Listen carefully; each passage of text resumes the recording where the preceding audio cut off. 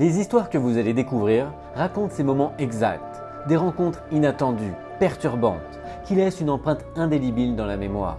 Que ce soit une route déserte en pleine campagne ou une rue glaciale après un entraînement nocturne, la tension est la même. L'inconnu est là, juste au-delà de ce que vos yeux peuvent percevoir. Pour plus d'immersion, je vais parler à la première personne. Préparez-vous à plonger dans ces expériences terrifiantes, à ressentir le malaise et l'adrénaline de ces instants et à vous demander si, parfois, ce que vous pensez voir au loin ne vous regarde pas déjà.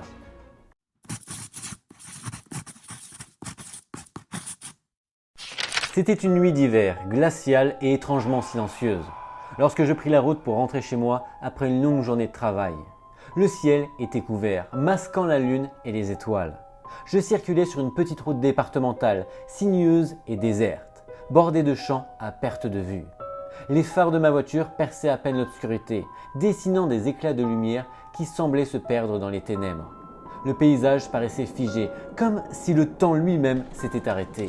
Et chaque bruit, chaque craquement de branches ou bruissement de vent prenait une importance démesurée dans ce silence presque irréel. Alors que je franchissais un virage, mon regard fut attiré par 3 silhouettes immobiles, plantées au milieu de la route. 2 chiens les accompagnaient, de taille moyenne, aux poils sombres et épais. Mon cœur fit un bond dans ma poitrine.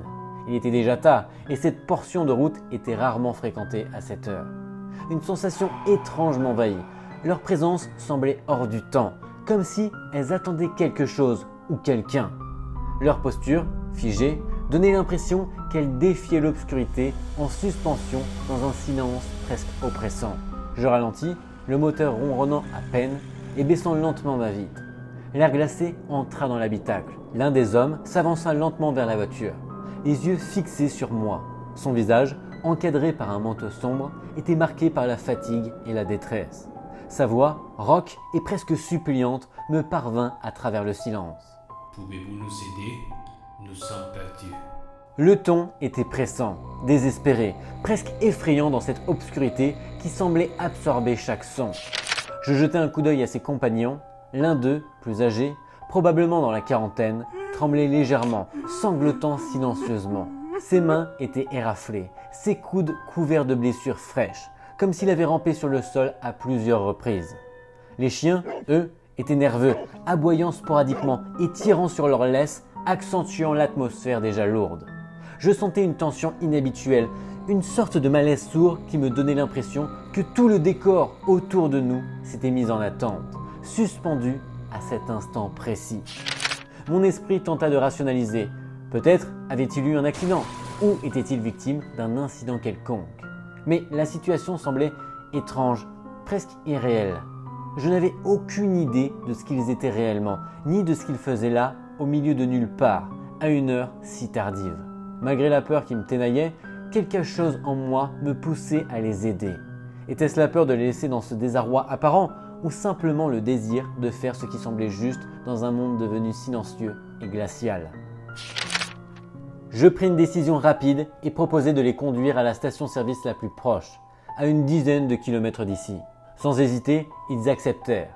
L'homme qui m'avait parlé monta à l'avant, tandis que les 2 autres s'installèrent à l'arrière avec les chiens. Le trajet débuta dans un silence pesant, ponctué uniquement par les aboiements nerveux des animaux et le moteur de la voiture. Chaque minute semblait durer une éternité. Chaque virage semblait m'éloigner de la réalité, me laissant avec un sentiment d'irréel. Les ombres des arbres défilaient de chaque côté, s'allongeant et se tordant à mesure que les phares les éclairaient. Pendant le trajet, je n'osais échanger aucun mot avec eux. Leurs visages demeuraient fermés, empreints d'une inquiétude intense. Je remarquais parfois que leur regard semblait se fixer sur quelque chose derrière moi, ou peut-être au loin, au-delà de la route et des champs. Les chiens, eux, grognaient par moments, comme si une présence se trouvait près de la voiture, et je me surpris à accélérer légèrement, sans raison apparente, cherchant désespérément à quitter cet endroit. Alors que la station-service se profilait enfin à l'horizon, éclairée par ces lampes jaunes qui perçaient la nuit noire, un soulagement mêlé de malaise m'envahit.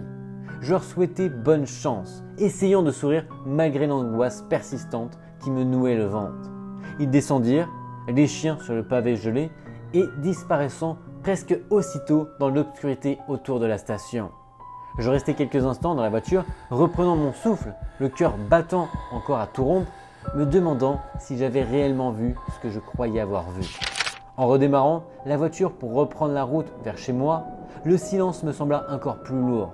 La route s'étendait devant moi, vide et immobile. Mais quelque chose dans l'air semblait différent. Une question persistante me hantait. Qui étaient ces hommes?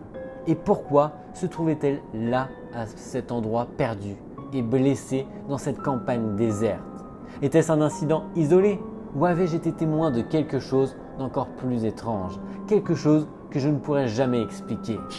Les jours suivants, chaque fois que je passais par cette route, je ne pouvais m'empêcher de ressentir un frisson en pensant à cette nuit.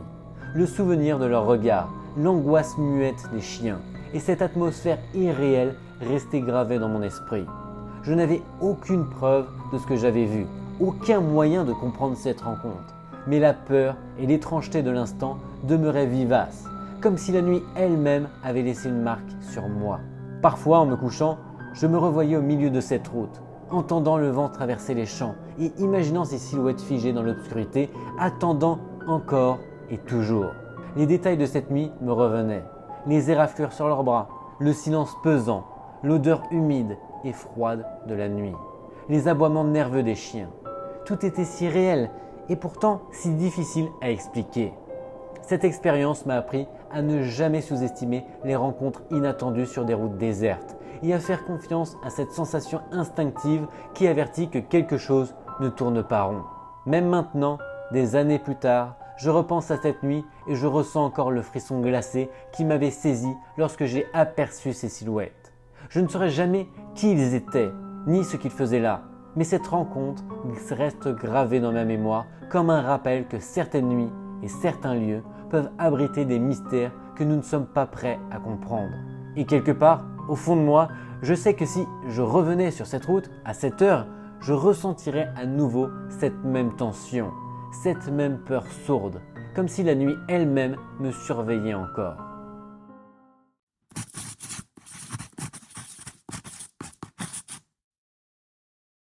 C'était une froide soirée d'hiver, le genre de nuit où le vent s'insinue sous les vêtements et mord chaque parcelle de peau exposée. Je venais de terminer mon entraînement d'athlétisme et malgré la fatigue physique qui pesait sur mes muscles, je me sentais vivante, stimulée par l'adrénaline et le froid piquant. Les rues étaient désertes, plongées dans l'obscurité. Seuls quelques lampadaires dispersés créaient des halos de lumière jaunâtre sur le bitume humide. L'air était sec et piquant et le silence presque total, à peine perturbé par le craquement occasionnel de mes baskets sur les trottoirs gelés. Je marchais tranquillement, profitant du calme et laissant mon esprit vagabonder après l'effort. La nuit me semblait familière, rassurante même, car j'avais l'habitude de ces trajets après mes entraînements. Mais ce soir-là, quelque chose dans l'air était différent, subtil mais perceptible. Une tension invisible semblait flotter au-dessus des rues et j'avais cette sensation fugace que quelqu'un m'observait. Je secouais la tête, pensant que c'était simplement l'effet du froid et de la fatigue et continuais mon chemin, accélérant légèrement le pas pour rejoindre la chaleur de mon appartement. C'est alors que je l'aperçus. Au loin, sur la route vide, une silhouette se tenait immobile en plein milieu du bitume. Un homme, grand, aux épaules larges, les jambes écartées, les mains posées sur les hanches, comme un obstacle vivant. Ma première réaction fut de ralentir, stupéfaite. Il n'y avait personne d'autre dans cette rue depuis plusieurs minutes et je n'avais vu ni voiture ni piéton. Pourtant, il était là, figé, comme si la nuit elle-même l'avait placé sur mon chemin. À mesure que je m'approchais, mon cœur s'accéléra. L'homme ne bougeait pas, ne réagissait à rien, juste là, fixant intensément. Son visage arborait un sourire léger mais glacé, qui semblait dénué de toute chaleur humaine. Ses yeux, je n'ai jamais vu de regard aussi vide, aussi impénétrable. Comme s'il observait à travers moi, sans émotion, sans pensée, simplement une présence.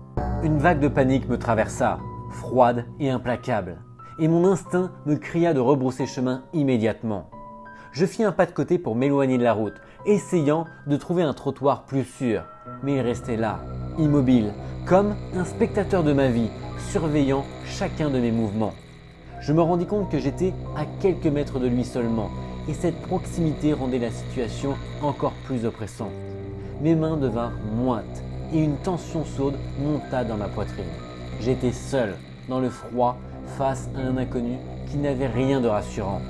Le simple fait de respirer semblait attirer son attention, et chaque pas que je faisais sur le bitume résonnait comme un signal, un avertissement. Je pris une décision impulsive. Je fis demi-tour, espérant qu'il resterait à sa place. Mais mes yeux continuaient de le scruter et j'aperçus qu'il bougeait légèrement, comme pour me suivre du regard, sans réellement avancer. Mon cerveau cherchait désespérément une explication rationnelle, un farceur, un ivrogne perdu, ou peut-être quelqu'un en détresse. Mais son sourire, vide et froid, ne correspondait à aucune de ces hypothèses. Tout dans sa posture, dans son regard, respirait le danger. Alors que je commençais à marcher plus vite, je sentis l'adrénaline monter en flèche. Chaque pas était accompagné d'une tension presque physique, mes muscles se crispant sous le stress. Mes sens étaient en alerte maximale. J'entendais le vent siffler dans les branches nues des arbres, le craquement lointain des feuilles gelées sous mes pieds et quelquefois le bruit feutré de mes propres respirations qui semblaient rebondir contre les murs des bâtiments vides. Chaque détail était amplifié. Chaque ombre semblait se mouvoir. Chaque bruit me mettait sur le qui-vive. L'homme était toujours là, là-bas, dans la route, une silhouette figée. À un moment, j'ai eu l'impression qu'il avançait légèrement, sans bruit, silencieux mais décidé. Mon instinct me hurla que je devais courir. Je me mis à sprinter, les muscles tendus, le cœur battant à tout rompre. La nuit s'étira autour de moi, les lampadaires devenaient des éclats lumineux qui disparaissaient derrière moi à mesure que je courais. Chaque fois que je jetais un coup d'œil par-dessus mon épaule, il n'y avait rien.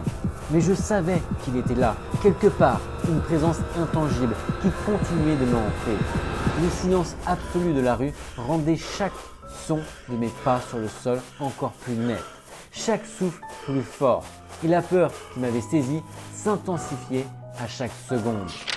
Je pris un virage dans une rue plus éclairée, espérant trouver des voisins, de la lumière, quelqu'un pour briser cette atmosphère oppressante. Mais il n'y avait rien. Le monde semblait s'être vidé de toute vie, ne laissant que cette présence étrange et moi. Mon esprit cherchait frénétiquement une explication rationnelle, mais aucune ne venait. L'homme au milieu de la route, son sourire vide, ses yeux impénétrables, continuaient de hanter mes pensées. Chaque mouvement de mon corps, chaque décision que je prenais semblait être observée et anticipée par cette silhouette. Enfin, après ce qui me sembla être une éternité, j'atteignis mon immeuble. Le hall éclairé et chaleureux me parut presque irréel après la nuit glaciale et le silence pesant de la rue. Je verrouillai la porte derrière moi, mon souffle encore saccadé, le cœur battant à tout rompre. Même dans la sécurité relative de mon appartement, je sentais encore ce frisson, cette tension, comme si l'homme et son regard vide continuaient de me suivre dans mon esprit. Les jours suivants, chaque fois que je sortais, je repensais à cette nuit. Les images de son sourire glacial et de ses yeux vides revenaient, intacts, me rappelant que parfois, dans la banalité d'une rue ordinaire, l'inconnu peut surgir, silencieux mais effrayant. Je n'ai jamais revu cet homme, mais le simple souvenir de sa présence me glace encore. Et chaque fois que je marche seul la nuit, je me surprends à scruter l'obscurité, à écouter le moindre bruit, redoutant de croiser à nouveau cette silhouette mystérieuse. Cette expérience m'a profondément marqué. Elle m'a appris que même dans un environnement que l'on croit sûr et familier, la peur peut surgir de manière inattendue. Que parfois, ce qui semble banal et inoffensif peut se transformer en une rencontre terrifiante. Et que l'instinct de survie et l'intuition sont les seules protections face à l'inconnu. Et même si je continue de marcher la nuit, je le fais désormais avec prudence, consciente que certaines présences peuvent être plus proches que l'on ne le pense. Ces deux expériences, bien que très différentes, partagent une même vérité inquiétante. L'inconnu peut surgir là où on s'y attend le moins, que ce soit une route déserte au milieu des champs ou dans une rue. Elle nous rappelle que même les lieux que nous pensons sûrs peuvent devenir étrangement hostiles et que certaines présences sont parfois plus proches que nous n'imaginons. Leur regard, leur immobilité, leurs gestes inattendus, tout reste gravé dans la mémoire de ceux qui les ont vécus, laissant une impression persistante de malaise et d'alerte. Ces récits nous incitent à rester attentifs, à écouter nos instincts et à ne jamais sous-estimer ce que la nuit ou l'isolement peuvent révéler. Mais surtout, ils nous rappellent que certaines rencontres, certaines présences ne disparaissent jamais vraiment de notre esprit, même après que la lumière est revenue et que la sécurité semble restaurée. Alors, la prochaine fois que vous marcherez seul ou roulerez sur une route déserte, souvenez-vous de ces histoires et demandez-vous si vous êtes vraiment seul. Car parfois, ce que vous croyez invisible vous observe déjà. Sur ce, à vendredi prochain. Bye bye.